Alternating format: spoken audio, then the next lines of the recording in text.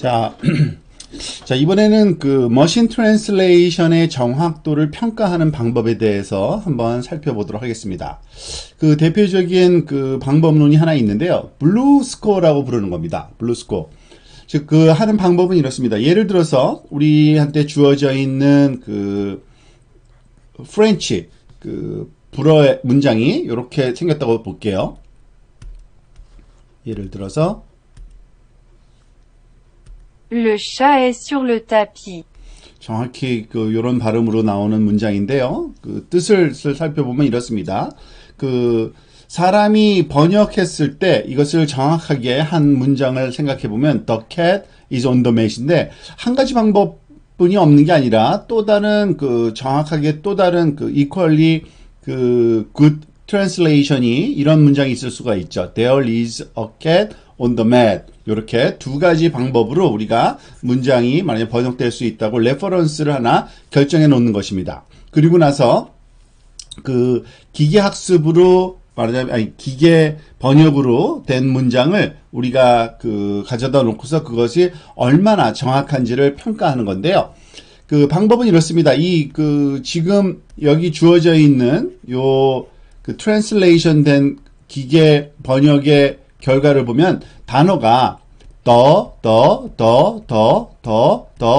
7개가 나오죠. 근데 사실 굉장히 잘못된 번역이죠. 엄청나게. 그렇지만은 그 이 더라는 그 단어 자체가 사실은 그 레퍼런스에서 나타나고 있습니다. 그죠? 여기도 더가 있고요. 여기도 더가 있고 여기서는 그 2개가 나오고 있죠. 여기 그 두 번째 좋은 예제에서는 1개가 나오고 있는데 어쨌든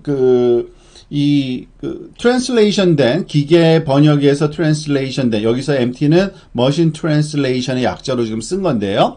거기서도 나타나니까 완전하게 잘못된 거라고 또 볼 수 없죠. 그래서 어떻게 보면 단어 대 단어의 말하자면 비율로 보면은요. 그 7개의 단어가 사실은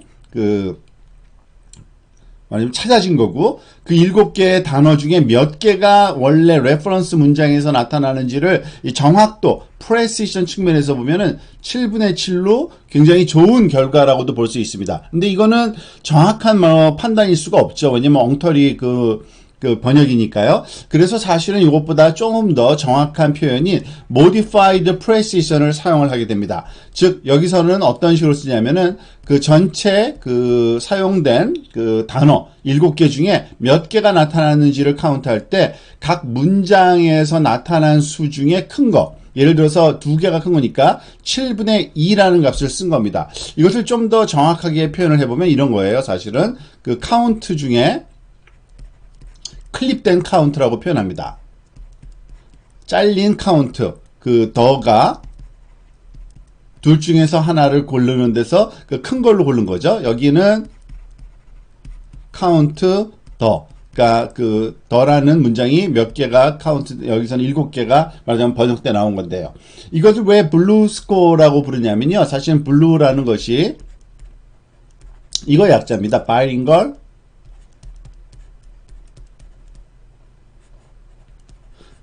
evaluation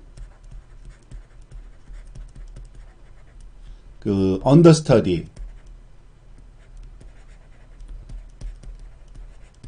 여기서 그 understudy라는 용어는 극장이나 말하자면은 그 연극 같은 데서 말하자면은 그 임시 대역 배우를 얘기하는 건데요. 지금 여기 그 기본적인 컨셉은 그겁니다. 그 트랜슬레이션 한 것이 원래의 그 제대로 된 말하자면은 그 시니어 액터의 역할을 어느 정도 잘 감당할 수 있는지 잘 따라하는지를 본다고 보시면 되는 건데요. 지금 보면은 여기 더라는 것이 나타나긴 나타나지만 그 더라는 거 외에는 다른 거를 거의 말하자면 흉내내지를 못한 거죠. 그러니까 이 비율로 봤을 때 그 7분의 2라는 비율로 나타나서 별로 이렇게 그 잘 흉내내지는 못한 그런 결과를 보고 이 블루 스코어에 의하면은 이 값이 높을수록 가장 높은 값은 아마 1일 텐데요. 그 똑같이 말하자면 나타나는 거죠. 그것이 말하자면 레퍼런스 1이든 레퍼런스 2든지 간에 그래서 1의 높은 값을 가지면은 그 번역이 잘 됐다라고 평가할 수 있고요.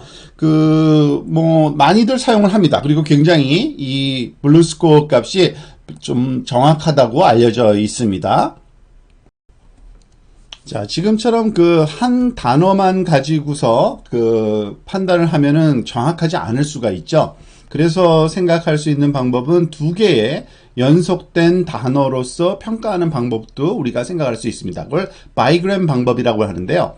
바이그램이라는 거는 연속된 단어 두 개가 같이 나타나는 것의 종류가 말하자면은 몇 번 같이 나타나는지를 살펴보는 건데요.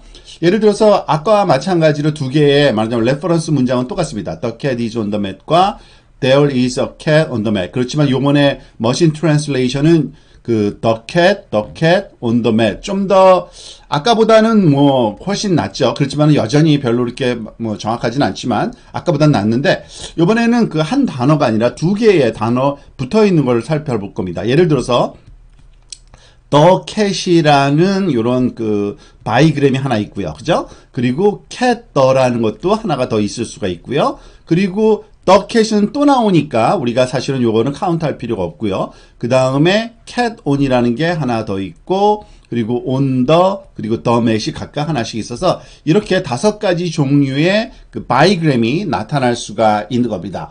그런데 지금 이것을 카운트를 한번 해보면 이렇습니다. COU 여기다가 카운트된 것을 저희 적겠는데요. The cat은 여기 머신 트랜슬레이션에서 2번 나왔었죠. 여기 한 번, 여기 한 번, 그래서 2번. 그리고 cat the는 한 번, cat on은 한 번, on the도 한 번, the mat도 한 번 나왔습니다. 그런데 그것의 바이그램이 그러면 레퍼런스에서 몇 번 나타나는지를 또 살펴볼 겁니다.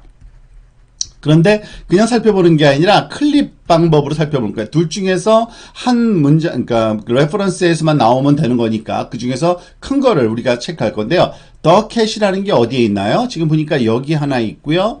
여기는 없네요. 그죠? 그러니까 하나만 나타나고요. cat the 같은 경우에는 cat 다음에 the가 있는 건 아무 데도 없습니다. 그래서 0번이라고 할 수 있고요.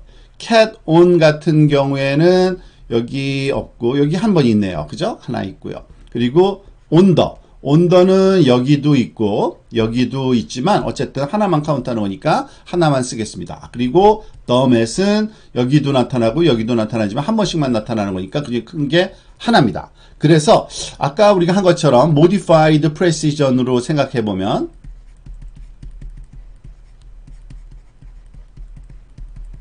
그 정확도 측면에서요. 전체 그 여기 뭐죠? 카운트 그러니까 그 뭐죠?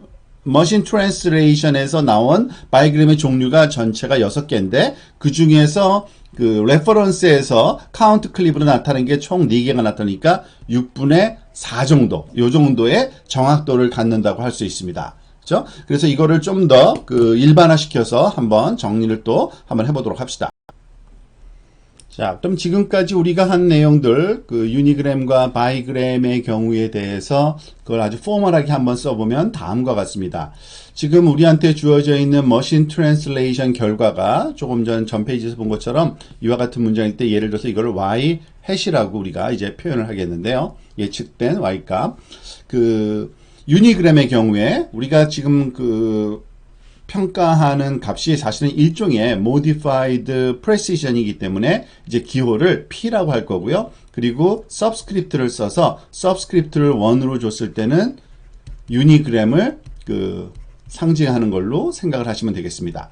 그러니까 한 단어에 대해서 몇 번 같이 그 레퍼런스에서 나타나는지를 그 비율로 평가하는 거죠. 그러니까 분모 같은 경우에는 그 주어진 그 하나의 그 각각의 단어들이 몇 가지의 단어가 여기에 주어져 있는지를 보는 거고요. 그 주어진 단어가 레퍼런스 문장에서 나타나는 횟수를 다 더한다고 보시면 되는 겁니다. 그렇지만은 그게 그 레퍼런스 1, 레퍼런스 2에 나타나는 횟수가 다를 때는 그 큰 값을 택하는 것이 아주 카운트 클립이라고 이해하시면 되겠고요. 만약에 그 바이그램인 경우 사실은 그 이상인 경우 n그램이라고 우리가 그 얘기를 할 수 있는데요. 즉 여기 subscript n은 n개의 그 연속된 단어 집합을 얘기하는 거고요. 그래서 ng으로 나눴을 때 몇 개의 연속된 단어로 표현될 수 있는지 그 찾아낸 그 머신 트랜슬레이션의 결과의 카운트를 하고 그것이 그 레퍼런스 문장에서 몇 번 나타나는지 또 같은 방법으로 이렇게 카운트 클립 ng을 말하자면 다 더해준 결과를 우리가 modified 프레시전으로 쓸 수 있고요. 만약에 이런 그 다양한 그러한 그 유니그램, 마이그램, 뭐 트라이그램 등등을 쓸 수 있는데 P1 또는 P2 등등등이 쓰겠죠. 이 값이 만약에 1이 된다 하면은 그것은 정확하게 똑같은 그 레퍼런스 문장과 똑같은 문장으로 머신 트랜슬레이션이 그 성공했다는 얘기이기 때문에 굉장히 좋은 그러한 트랜슬레이션이라고 생각할 수 있고 1에 가까우면 가까울수록 그 소위 번역의 질이 좋다고 우리가 평가할 수 있는 그러한 지표라고 이해하시면 되겠습니다. 이런 블루스코어를 최종적으로 적용하는 데 있어서 우리가 어떤 식으로 적용하는지 마지막으로 한번 정리를 해보면 이렇습니다. 그 modified precision p sub n 같은 경우에는 요 ng램에 관한 그러한 블루스코어 하나하나씩을 표현하는 거고요. 사실 그렇게 한다기보다는 이것을 여러 가지에 대해서 평가를 해서 예를 들어서 P1, P2, P3, P4 등등 여러 개의 그 그램에 대해서 그 다중 그램에 대한 평가를 해보고 그거를 결합하는 방법을 사용합니다. 그것을 combined blue score라고 부르고요. 이 combined blue score는 그 직관적으로 이것을 뭐 평균을 낸다고 보시면 됩니다. 예를 들어서 그 그러니까 n은 1부터 뭐 4가지를 했다. 요런 4가지를 말하자면 평균을 낸다 그러면 pn을 다 더하고 4분의 1로 이렇게 나눠주면 되겠죠. 근데 실제로는 이렇게 쓰지도 않고요. 이것을 그 지수로 해서 익스포넨셜 함수를 말하자면 결과로 활용을 합니다. 그리고 여기서 다 끝나는 것이 아니라 좀 앞에 여기 앞에다가 또 새로운 파라미터 하나를 더 씁니다. BP라는 파라미터를 더 쓰는데요. 곱해주는데요. 이 BP는 뭘 상징하냐면 brevity penalty의 약자입니다. BP는 stands for brevity penalty. 왜 이런 값을 쓰냐면요. 사실은 그 문장이 길고 짧을 수가 있잖아요. 근데 번역된 문장이 짧으면 짧을수록 그 레퍼런스 그 문장에서 그 해당 단어가 나타날 확률이 높아집니다. 그래서 그렇다는 얘기는 짧을수록 이렇게 번역된 문장이 짧을수록 요 그 블루 스코어가 굉장히 높게 나올 수가 있죠. 그것은 우리가 원하는 바가 아닙니다. 그래서 너무 짧으면 안 되기 때문에 이런 페널티를 주는 건데 이와 같은 방식으로 우리가 그 페널티를 보통 정의를 합니다. BP는. 그러니까 그 만약에 번역된 문장의 길이가 말하자면 레퍼런스 문장 길이보다 길면은 그냥 1로 주고요. 최대값을 주고 만약에 그거보다 짧으면 익스포넨셜 마이너스 요 비율 값을 여기 그 1 빼기 요 비율 값을 해서 이렇게 되면은 요거는 1보다 좀 작은 값을 갖거든요. 그래서 그 문장이 짧으면 짧을수록 좀 작은 값을 여기에 웨이팅을 줘가지고 이 그 평균적인 요 블루스코어 ng램의 블루스코어 값을 말하자면 사용해서 블루스코어의 최종적인 결정된 말하자면 그 combined blue score로 사용된다고 보시면 되겠습니다. 그리고 이 그 combined blue score가 말하자면은 그 번역 그 기계 번역에서의 정확도를 평가하는데 그 많이들 활용되고 있다고 보시면 되겠습니다.